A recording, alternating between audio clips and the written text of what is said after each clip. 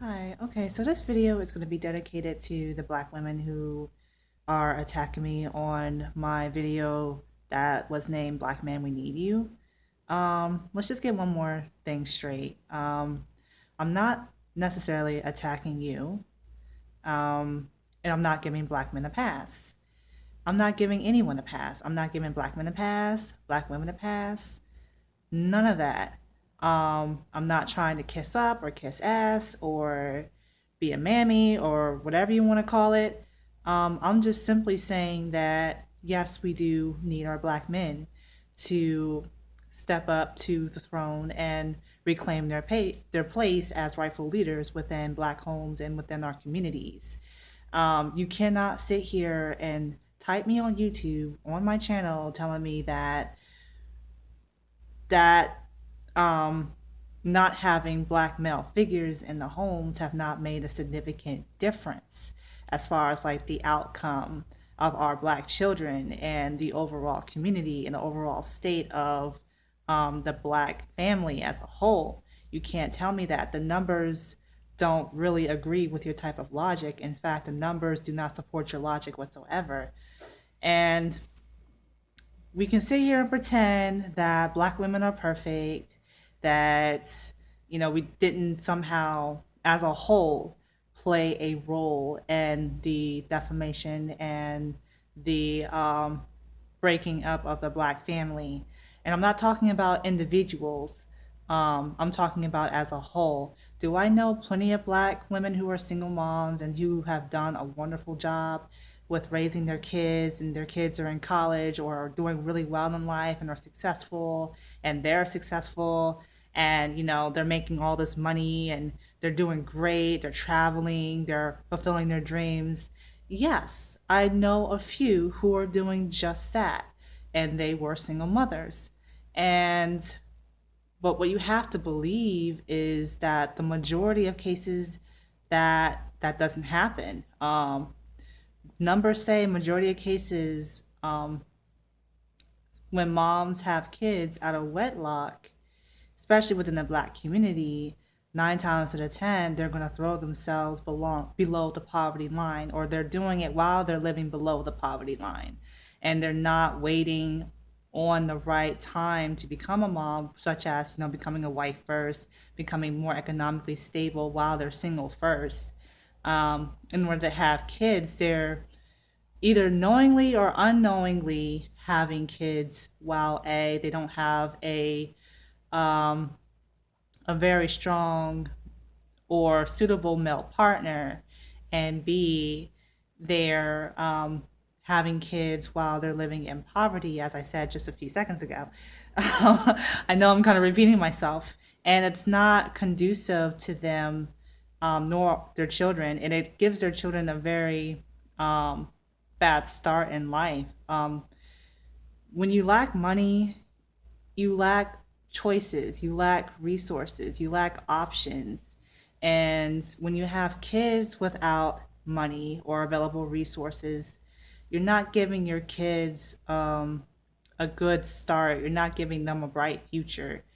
And I'm sorry if that hurts. I'm sorry if it sounds mean and condescending, and you want to blame the black man for everything that has happened in the black community. I'm sorry, but the numbers say that black women are being irresponsible when it comes to procreation. And I mean, I don't know what else to say. You can do the research yourself. The numbers are there, the percentages are there. That's not saying that black men aren't being responsible as well. I'm not giving black men a pass. I'm not trying to dismiss the BS that's going on with black men. I do see it, I do acknowledge it, but we have to be honest with ourselves and just not point the finger at the other gender, but point the finger at ourselves as individuals. What are we doing to change the situation? Um, are we blaming black men or black women and then going out and still committing the same mistakes and putting us deeper and deeper into an economic deficit or hole? Or are we trying to change? And I'm not saying I'm perfect. I'm not pointing my finger at other black women or black men or any other person on this planet and saying, "Hey, I got everything right. My life is perfect." I haven't made any mistakes. Because that's not true. None of us are perfect. All of us are a work in progress, but we have to acknowledge that we have to hold each other accountable. And one way how we can kind of stop this gender war that's going on between black men and black women is to say that, okay, I acknowledge the mistakes that we've made as men or as women. So let's have a dialogue.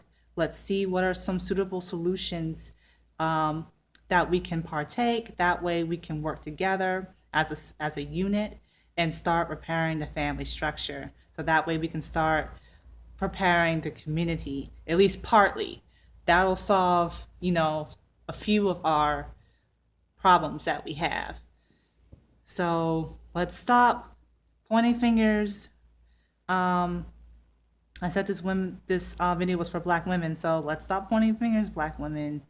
If you made mistakes in the past, and if that has affected you negatively, or your kids negatively, or your relationships that you've had with other men, just acknowledge that you've made a mistake, or you've made mistakes, you've made bad choices. That's fine. We all make bad choices, you know, and change. Just change. And again, I'm not trying to get black men to pass. They have their own issues to work out. Um, and I might make another video about that too. Not bashing, but just acknowledging that, yes, we do have issues as separate genders. We're really not separate genders or opposite genders. We're complementary genders. We're supposed to complement each other. What men are strong at in one area, um, women are strong in another area. And, and together we can be an unstoppable force. But when the house is divided, it cannot stand. And right now we're divided because we're too busy pointing fingers instead of looking at ourselves and figuring out how can we fix this on an individualistic level. So that's just my 2 cents. I don't hate black women. I swear to you, I don't hate black women. I'm a black woman. So how can I hate black women if I'm a black woman? I'm honored and privileged to have come from a lineage of black women, and the black women in my family are strong. I come from a family of black women who have overcome great obstacles and challenges and are still here today. And they're beautiful, successful, um, very tenacious black women. They're queens, and I come from a lineage of queens, and I'm proud of that. I'm proud of my skin color. I'm proud of my hair texture. I'm proud of the color of my eyes, the thickness of my lips, the width of my nose, from the top of my head to the bottom of my feet. I will never denounce my African lineage. And to say that I hate black women, or to say that I hate black men, would to me say that I hate myself, and I personally cannot do that. When I criticize black women or black men, it's not coming out of hate whatsoever. It's always coming out of love and concern. And I want to see my people do better. I want to see just not my people, but me on the individual level. There are some things that I'm working on myself as well. So I'm not just talking just to talk, like I said in my other video. Everything that I'm saying is stuff that I'm also practicing. So just know that everything's coming out of love. I don't hate anybody.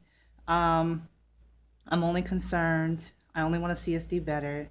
And I only want us to see us unite, because if we're united, God knows how many things we can achieve. And I have such a huge vision for us. And rebuilding Black Wall Street, it's not going to be impossible. It can be done. It can be done. But it first starts with us. So let's do it.